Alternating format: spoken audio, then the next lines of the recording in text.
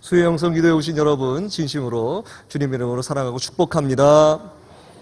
우리 옆에 계신 분들과 이렇게 한번 인사해 보시면 좋겠습니다. 잘 오셨습니다.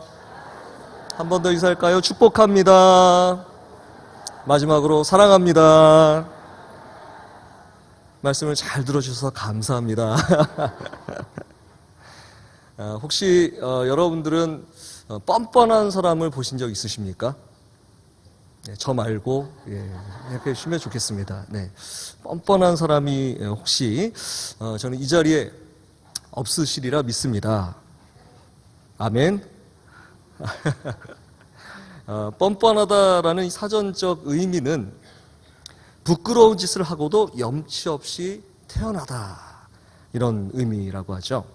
다른 사람이 상식적으로 보기에도 저 행동은 얼굴을 들고 다니기 힘들 정도로 이 부끄러운 짓이다, 그런 짓임에도 불구하고 아무런 일도 일어나지 않은 것처럼 태어나고 아주 뻔뻔하게 그렇게 행동하는 것을 뻔뻔하다, 이렇게 표현하는 것이죠. 그래서 벼룩도 낯짝이 있다, 이런 속담도 있고요. 어떤 아이가 시험을 봤어요. 그런데 이제 전체 반 50명 중에 49등을 한 거예요. 그런데 그 이야기를 하면서 엄마한테 오는 이 아이의 얼굴이 너무나 행복해 보이는 거죠. 그래서 엄마의 속은 어떻습니까? 부글부글 속이 막 끓고 있죠.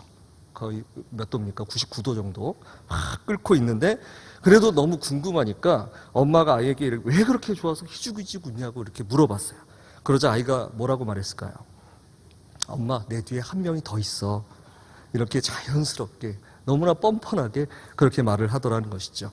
어떤 아이는 자기가 빵점 맞았으니까 힘내라고 말하면서 자기한테 아이스크림을 사달라, 이렇게 위로를 해달라, 이렇게 적반하장으로 얘기했다는 그런 말도 있습니다. 아무튼 그렇습니다. 저희도 이렇게 낯짝이 두꺼운 뻔뻔스러운 사람을 만나면 참 견뎌내기가 힘듭니다. 그렇지 않습니까? 그런데 오늘 본문의 말씀에는 이렇게 낯짝도 철판으로 깔고 하나님 앞에 아주 꼿꼿한 사람이 있었다는 것, 그것을 소개해 주고 있습니다. 그의 이름은 바로 가인이었습니다. 하나님 앞에 뻔뻔스럽다는 것이 과연 있을 수나 있는 일일까요? 그럴 수 있다는 것을 보여준 위인이 바로 이 가인입니다. 그리고 그의 아버지는 바로 누구시냐? 하나님이 이 땅에 최초로 창조하신 사람 아담이었던 것이죠. 저는 이 말씀을 읽으면서 어떻게 이렇게 뻔뻔하면서 낯짝이 두꺼운 그런 사람이 다 있을까 하는 생각과 더불어서 이렇게 뻔뻔한 사람이 또 하나님 앞에 서 있을 수 있을까, 이렇게 한번 생각을 해보았습니다. 또 마지막으로 하나님께서는 이러한 사람을 어떻게 생각하시는지, 그리고 그에게 어떻게 행하시는지 좀 궁금한 생각이 들었습니다. 그래서 한번 말씀을 보시면서 함께 풀어나가시면 좋을 것 같습니다. 가인은 먼저 말씀을 드린 것처럼 태초의 첫사람 아담과 하와의 첫 아들 장남이었습니다. 그리고 그에게 동생이 있었는데 바로 그 이름은 아벨입니다. 아담과 하와는 태초에 하나님이 천지를 창조하시면서 6일째 마지막 날에 주인공과도 같이 이 땅에 나게 하신 사람이었죠. 그들이 살아가던 곳이 바로 에덴 동산이었고, 그곳은 하나님과 사람 그리고 피조물들이 함께 거닐며 살아갈 수 있었던 동산이었습니다. 창세기 1장 초반에 하나님이 태초에 천지를 창조하시기 전 세상에는 혼돈과 공허 그리고 어둠이 있었다, 이렇게 말씀하고 있습니다. 그러니 우리가 지금 흔히 말하고 있는 그런 천국은 바로 아담과 하와가 하나님과 함께 살았던 이 에덴 동산과 같은 곳이었을 것이다, 우리는 이렇게 미루어 짐작해 보는 것이죠. 하나님은 첫사람을 빚으시고 이 땅에서 살아가게 하시면서 그들에게 이 땅에서 그들이 존재하는 목적을 이렇게 말씀해 주셨습니다. 생육하고 번성하여 땅에 충만하여라. 땅을 정복하여라. 바다의 고기와 공중의 새와 땅 위에 살아있는 모든 움직이는 모든 생물을 다스려라. 하나님이 만드신 모든 창조물들에 대해서 그들을 관리하고 경영할 수 있는 권리를 이 최초의 사람에게 허락해 주신 것이죠. 아담과 하와는 처음에 하나님이 주신 이 귀한 권리를 아주 잘 누렸습니다. 그래서 2장으로 우리가 딱 넘어가면 하나님과 함께 이렇게 동산을 거닐면서 하나님이 창조하신 동물과 식물 등등에 이렇게 이름을 붙여가면서 태초의 그 창조의 삶을 누렸었던 것을 우리는 만날 수가 있습니다. 게다가 아담이 사람으로서 혼자 살아가는 것을 안타깝게 여기셔서 그의 갈비뼈를 취하셔서 하와라는 여자를 또 창조해 주십니다. 이 창세기 2장까지는 바로 이렇게 태초의 창조의 삶이 얼마나 참 행복하고 해피하고 얼마나 좋은 삶이었던가를 잘 보여주고 있었던 것이죠. 자, 그러면 이렇게 해피한 삶이 계속되었었더라면 얼마나 좋았을까라는 생각이 우리에게 들겠죠. 정말 그렇다면 저는 조금 얇은 성경책을 갖고 왔는데 이 성경책이 전체로 1189장입니다. 이 1189장에 이르는 분량의 성경이 필요했었을까? 아마도 필요 없었을 것이죠. 성경을 만들더라도 이 앞에 딱 2장짜리 분량의 성경책이 존재하지 않았었을까 한번 제가 생각을 해보았습니다. 그런데 창세기 3장에 뱀이라는 존재가 등장하고 있죠. 안타깝게도 아담과 하와를 유혹했던 존재입니다. 선악을 알게 하는 나무의 열매를 아담과 하와도 먹을 수 있다는 것을 알려주었고 하나님이 단 한 가지 금하신 명령을 어기도록 마음을 홀리게 됩니다. 유혹의 내용은 이것이었죠. 3장 5절을 제가 한번 새번역 성경으로 읽어보도록 하겠습니다. 하나님은 너희가 그 나무 열매를 먹으면 너희의 눈이 밝아지고 하나님처럼 되어서 선과 악을 알게 된다는 것을 아시고 그렇게 말씀하신 거야. 선악을 알게 하는 나무의 열매는 아담과 하와의 눈을 밝혀서 그들이 하나님처럼 될 수 있다는 생각을 가능하게 만드는 효과가 있었던 그런 열매였던 것이죠. 그들이 하나님처럼 될 수 있다는 생각이 아담과 하와에게 들어가자마자 아담과 하와는 그들을 태어나게 해주셨던 창조주이신 하나님의 말씀을 거역하고자 하는 마음이 생깁니다. 이것을 어떤 사람은 호기심이라 표현할 수 있겠지만 여러분, 오늘 제가 여러분과 나누고자 하는 것은 이 문제는 단순한 호기심으로 볼 수 없는 너무나도 큰 사건이 발생했다는 것을 알리고자 하는 것이죠. 그것은 바로 죄의 시작과 그 죄의 범람과 파급 효과에 대해서 창세기가 우리에게 주는 교훈의 말씀인 것이죠. 여러분, 죄는 무엇입니까? 히브리어로는 하타라는 이런 단어를 많이 사용하고 있으며 이 뜻은 하나님의 기준에 미달되었다. 기준 미달이다라는 그런 뜻이고요. 또 헬라어로는 하마르티아라고 하죠. 이 뜻은 관역에서 벗어났다라는 뜻입니다. 즉 죄의 본질적인 의미는 그 마음과 생각, 우리 사람의 마음과 생각이 또 영혼이 하나님께 이르지 못했다라는 것이죠.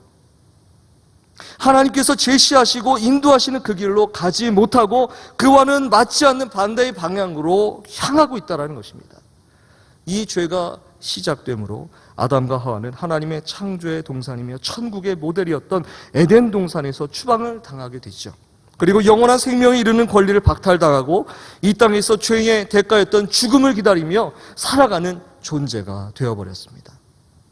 그런데 오늘 본문은 이러한 죄의 다음 모습을 우리에게 보여주고 있습니다.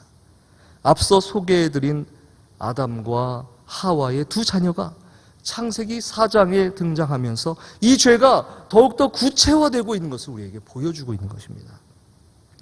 아시다시피 아담의 두 자녀의 이야기는요, 바로 우리 아이들 교회 학교에서도 자주 등장하고 있는 이 널리 알려진 이야기이죠.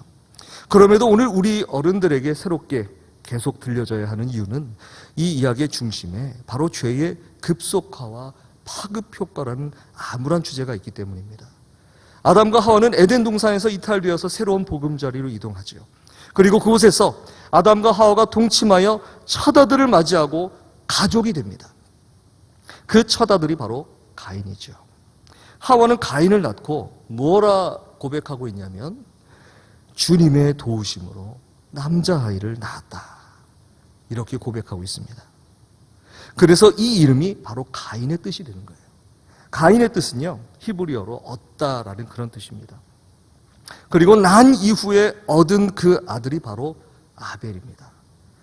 그러므로 가인은 이름부터 사실 하나님의 뜻이 담겨진 아주 고귀한 아이로 태어났던 것이죠. 그런데 3절을 보니까 세월이 지난 뒤에라고 기록되어 있는 것을 볼 수 있습니다. 이 뜻에는요, 반복되어서 이제 마무리가 되어 간다라는 그런 의미가 있습니다. 가인과 아벨이 자신의 삶의 모습으로 지금 하나님 앞에 서 있다라는 뜻을 지금 내포하고 있는 것입니다. 하나님 앞에 서 있다라는 것은 여러분 무엇을 말하는 것입니까? 예배함으로 하나님과 만나고 있다는 것이죠. 하나님은 가인과 아벨의 삶을 그들의 예배, 즉 하나님과의 영적인 교제를 통해서 그들을 지켜보시고 평가하시고 계셨다라는 것입니다. 그래서 그들의 예배가 표면적으로 하나님께 드려진 것이 바로 그들 각각 하나님 앞에 드렸던 제물이었던 것이죠. 가인은 땅에서 거둔 곡식으로 제물을 드립니다. 가인의 원래 직업이 바로 농부였지 않습니까? 그래서 땅에서 난 소산으로 이제 제물을 드렸고, 아벨은 자신이 치던 양떼 가운데서 가장 첫 새끼의 기름기를 바쳤습니다. 사실 우리는 수천 년 전에 지금 살았던 사람들이 아니기 때문에 이 제물의 의미는 정확하게 알 수가 없습니다. 저는 사실 어렸을 적에 이 본문을 처음 접하고 좀 잘 이해가 되지 않았습니다. 가인은 생각해 보십시오. 한 해를요, 농사를 짓는 것이 얼마나 힘듭니까? 그렇게 한 해를 열심히 농사를 지으면서 노력해서 곡식을 제물로 드린 것이니까 양을 치다가 드린 첫 새끼보다는 더 어려운 제물 아닌가, 이렇게도 생각해 본 적이 있습니다. 어찌 보면 그 노력의 경중으로 따진다면 그럴 수도 있겠지요. 아무튼 우리의 상식적인 부분으로는요, 가인과 아벨의 제사에 대해서 평가를 쉽게 내릴 수는 없습니다. 그러나 하나님의 평가는 분명하시죠. 주님께서는 아벨과 그의 바친 제물을 기뻐하셨다라는 것이죠. 가인과 그의 제물은 받지 않으셨습니다. 그런데 여러분, 제가 여러분들께 질문 한번 드려보도록 하겠습니다. 여러분들은요, 하나님께서 여러분들이 하나님 앞에 드린 예물, 그 예물을 받지 않으셨다라고 하신다면 여러분 개인적으로 어떤 느낌이 드실까요? 저는요, 이 말씀을 들으면서 생각을 하면서 아마도 쥐구멍이라도 숨고 싶은 그런 마음이 들지 않았을까, 그런 생각을 해봤습니다. 잘 이해가 안 가시나요? 하여튼 저는 그런 마음이 들었습니다. 그런데 제가 드리고 싶은 말씀은 무엇이냐면, 가인은 바로 여기서 분노하고 있죠. 여기서 히브리어 원어의 의미는요, 이 분노했다라는 그 단어가 오히려 분하다는 의미보다도 더욱더 강한, 아주 뜨겁게 타오르다, 맹렬하다, 이런 의미로 쓰여지고 있습니다. 저는 가인의 분노가 이렇게 맹렬하게 타올랐다는 이 가인의 이 분노가 좀 어떤 면에서는 좀 이해가 잘 되지 않았습니다. 이건 제가 이렇게 겉보기에 착하고 신앙이 좋아 보이고 이런 문제가 아니라, 그걸 떠나서 가인이 자신의 이름과도 같이 하나님의 은혜라는 의미가 있는 그러한 삶이라면 하나님께 예배를 드리는 의미가 어떠한 의미인지를 과연 몰랐겠는가라고 한번 생각을 해봤던 것이죠. 세월이 지났다는 말은요, 이 두 아들들이 드리는 예배와 제물이 지금 딱 한 번이 아니었다라는 그런 말이죠. 계속되어지는 하나님과 만남의 교제가 이들 가운데 있었던 것이고, 하나님은 바로 거기에 하나님의 관점을 맞추시고 계시는 것이죠. 그런데 가인의 분노는 바로 그때에 일어난 것입니다. 가인이 왜 분노했을까라는 그 부분에 집중해서 그 이유를 곱씹던 중에 생각이 난 것 중에 첫 번째는, 그가 아직도 하나님을 잘 알지 못했었구나라는 그런 생각을 해보았습니다. 그의 이름의 의미 가운데 있었던 하나님의 은혜의 고백, 즉 어머니가 에덴 동산에서의 탈락의 그 아픔을, 그 아들의 출생을 도우시는 하나님의 손길로서 위로함을 받았던 그 고백이 있었음에도 불구하고, 그 이름의 뜻이 무엇인지를 그가 들어왔었음에도 불구하고 가인은 하나님 앞에 겸손하지 못한 모습을 보이고 있었던 것이죠. 어느 한 엄마의 간증입니다. 아들이 매일 아침 7시 스쿨버스를 타야 하는데, 그날따라 6시 40분에 일어나서 씻고 입고 이렇게 등교 준비를 했다고 합니다. 그날은 또 특별히 이 외부 인사들이 공개 수업을 보러 온다고 아주 특별히 교복을 또 챙겨 입고 구두까지 신고 가야 하는 그런 상황이 있었다고 하죠. 이제 가끔 책가방도 안 메고 이 현관문을 나서는 그런 아들이었으니까 제 시간에 일어나서 옷을 잘 챙겨 입고 집을 나서도 빠뜨린 것은 없는지 굉장히 불안한 마음이 있었던 이 엄마는 구두를 잘 챙겨 그러면서 이렇게 잔소리를 했는데, 자, 비도 오고 그런 데에서 이 꿈지럭대는 아들이 영 못마땅해서 그렇게 한마디 하고 조금 떨어져서 막 가고 있습니다. 그걸 보고 있는데 무심코 아들의 신발을 보고 엄마가 깜짝 놀란 것이죠. 분명히 구두를 챙겨줬는데 파란색 운동화를 신고 나간 거예요. 어떤 상황인지 이해가 되시죠?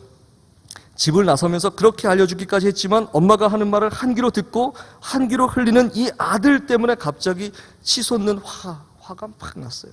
지금 집으로 돌아가서 신발을 갈아 신으면 아주 칼같이 출발하는 스쿨버스는 놓치고 차를 운전해서 학교까지 데려다 줘야 합니다. 그런데 웬걸 이 적발하장도 유분수지 거기다 대고 엄마한테 아주 짜증을 부리고 있는 거죠. 성질을 확 부리면서 엄마 왜 나를 이렇게 이어가지고 왜 나를 이렇게 늦게 밥을 줘가지고 왜 늦게 써? 라고 이렇게 성질을 부리는 이 아들 이 놈을 아들님을 바라보면서 이 분노 게이지를 조절하면서 아들에게 차분하게 이렇게 묻습니다. 너 방귀 낀 놈이 성낸다는 속담 아냐? 그래서 아니 몰라. 어떤 놈이 자기가 방구를 끼고는 냄새 지독하다고 막 화를 낸다는 뜻인데 오늘 아침에 엄마 아는 어떤 놈이 그러더라고. 그러니까 아들이 이제 짜증을 내면서 쑥 나와 있었던 입이 쏙 들어가면서 이렇게 말을 하더랍니다. 엄마, 내 방구 냄새가 좀 지독하지? 엄마 미안해. 그렇게 이야기를 했다라는 것이죠. 방귀 낀 놈이 성낸다. 아마도 지금 가인의 입장에서 딱 들어맞는 그런 속담이 아닐까 싶습니다. 예배를 하나님께서 받지 않으셨다는 것을 알 정도의 그러한 이 신앙의 연륜에 있다라고 한다면 그간 지금 취해야 할 태도는 하나님 앞에 그의 잘못을 겸손하게 고백하며 회개하며 나아가야 하는 것이죠. 오히려 하나님께서는 그렇게 분을 내는 가인에게 이렇게까지 충고를 하고 계십니다. 6절 7절의 말씀, 자 6절 7절의 말씀을 한번 같이 한번 읽어보실까요? 6절 7절의 말씀 스크린에도 한번 띄워주시면 감사하겠습니다. 시작. 여호와께서 가인에게 이르시되 내가 분하여 함은 어찌 됨이며 안색이 변함은 어찌 됨이냐.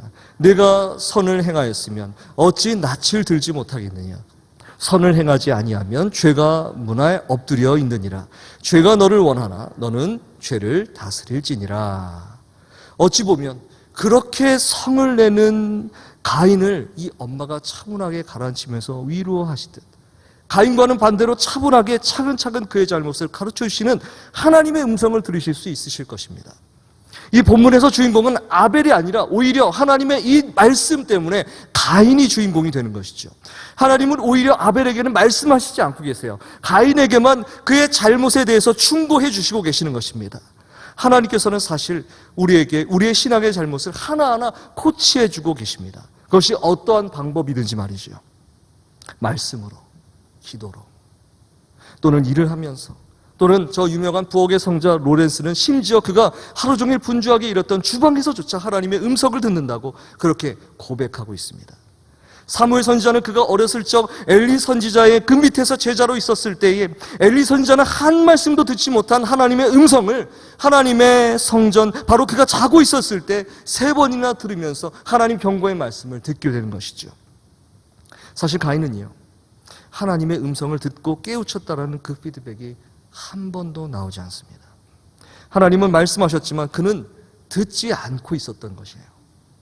아벨도 그가 죽기 전까지 그의 모든 생 가운데 드렸던 제사가 완벽한 제사였을까요?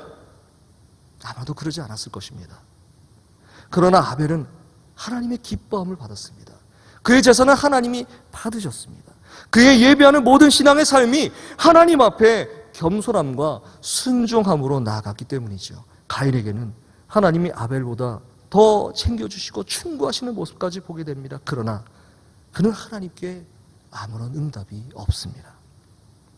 결국 사건이 터지고 맙니다. 죄를 다스려야 한다는 하나님의 충고가 있었음에도 불구하고 가인은 아벨을 죽이고 맙니다. 하나님은 가인의 마음 한구석에 또아리를 틀고 있는 죄악의 뿌리를 직시하셨습니다. 그리고 그 파급 효과에 대해서 하나님은 정확하게 가르쳐 주십니다. 죄가 문 앞에 엎드리는 것입니다. 베드로전서 5장 8절은 이렇게 말씀하고 계십니다. 한번 세번역 성경 읽어드립니다. 정신을 차리고 깨어 있으십시오. 여러분의 원수 악마가 어느 사자같이 삼킬 자를 찾아 두루 다닙니다.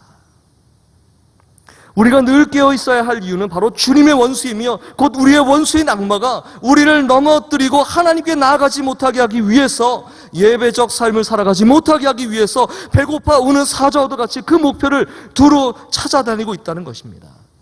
얼마나 무서운 말씀입니까? 요즘 제가 저희 집 이야기를 자주 하는 것 같아서 저희 집에서는 이 원성이 참 잦습니다. 그런데 저희 집은 제가 아무리 이야기를 예화로 들어도 초상권의 문제가 없기 때문에 그냥 이야기하도록 하겠습니다. 저희 아들은 저하고 저녁에 함께 자기를 싫어합니다. 무척 싫어합니다. 좀 이해가 안 가죠? 저를 딱 보기만 해도 참 자상하잖아요. 아이들과 참 잘 지낼 것 같은 그런 관상이지 않습니까? 그런데 저에게는 딱 하나 컴플렉스가 있습니다. 여기 계신 몇몇 분들도 너무나 잘 아시는 그런 콤플렉스입니다. 코골이가 너무 심합니다. 웃으시는 분들은 그게 뭔지를 아세요. 저희 아들이 지금보다 더 어렸을 적에 저하고 자주 잠을 잤었는데요. 하루는 밤에 갑자기 일어나서 막 서럽게, 정말 서럽게 너무 막 울고 있었던 거예요. 그래서 저는요, 혹시 마음속에 이 어린 아이가 가위에 눌린 것은 아닌가, 혹시 그 말로만 듣던 귀신 들린 건 아닌가, 막 그런 염려가 있어서 겁이 털컥 나면서 막 조심스럽게, 야, 너 왜 울고 있냐 하고 이렇게 물어봤어요. 그랬더니 저희 아들이 뭐라 그랬냐면, 아빠랑 잠을 자다가 꿈에 사자가 나타난 거예요. 근데 자기 귀에다 대고 사자가 막 울고 있다는 거예요. 제가 정말 혹시 알아들으신 분, 못 알아들으신 분 있으시면 알아들으신 분이 못 알아들으신 분한테 좀 알려주시기 바랍니다. 저희 아들에게도 이 한동안 이 우는 사자와도 같은 우는 사자의 악몽이 막 쫓아다니면서 제 잠자리를 피해 다닌 것처럼, 정말 그렇게 그 악몽이 제 아들의 수면을 한동안 방해했던 것처럼, 악마는요 더더욱 악랄한 놈입니다. 악랄하게 더더욱 우리와 하나님 사이를 이간시키기 위해서, 떨어뜨려 놓기 위해서 갖은 방법을 다해서 회방을 놓는 거예요. 그런데 더 무서운 것은요, 그러한 죄의 결과입니다. 이렇게 자기와 하나님 사이를 회방 놓은 악마의 무기인 죄를 뿌리치지 못한 가인은요, 결국 자기 동생 아벨을 죽이고 말죠. 아벨을 죽인 것보다 더 무서운 죄의 파급 효과는 바로 뒤에 등장하고 있습니다. 하나님은 아벨을 죽인 직후 가인에게 급히 아벨을 찾으십니다. 그런데 가인은 살인을 저질렀습니다. 그러나 너무나도 태연하게 하나님께 처음으로 그의 음성을 들려드리고 있습니다. 모릅니다. 제가 아우를 지키는 자입니까? 하나님을 향한 그의 첫 마디가 모릅니다. 제가 아우를 지키는 자입니까? 죄는 자신의 죄를 무뎌지게 만들어버리는 것이죠. 하나님께서 가인에게 경계하신 것은 바로 이것이었습니다. 가인이 몰랐던 것은 자신이 얼마나 하나님 앞에 겸손하지 못하였었는가였습니다. 내가 선을 행하였으면 어찌 낯을 들지 못하겠느냐. 하나님 말씀하시죠. 선을 행하였다면 제대로 된 예배를 드렸었을 것입니다. 선을 행한다는 것은 하나님의 음성을 듣고 순종한다는 말씀입니다. 그러나 하나님은 사실 가인에게 한 가지를 더 원하고 계셨습니다. 이미 가인이 하나님 앞에 겸손하지 못한 모습으로 예물을 드릴 것을 알고 계셨던 것입니다. 그래서 하나님은 계속해서 가인에게 말씀하셨던 거예요. 예수님께서 제자들에게 말씀하시기를 건강한 사람에게는 의원이 쓸데없다 하셨습니다. 건강하지 못하고 깨끗하지 못한 자에게 의원이 필요하며 구원자가 필요하다는 것이죠. 하나님께서는 가인이 자신의 부족함을 깨닫고 자신의 죄를 돌이키기를 끝까지 원하셨던 것입니다.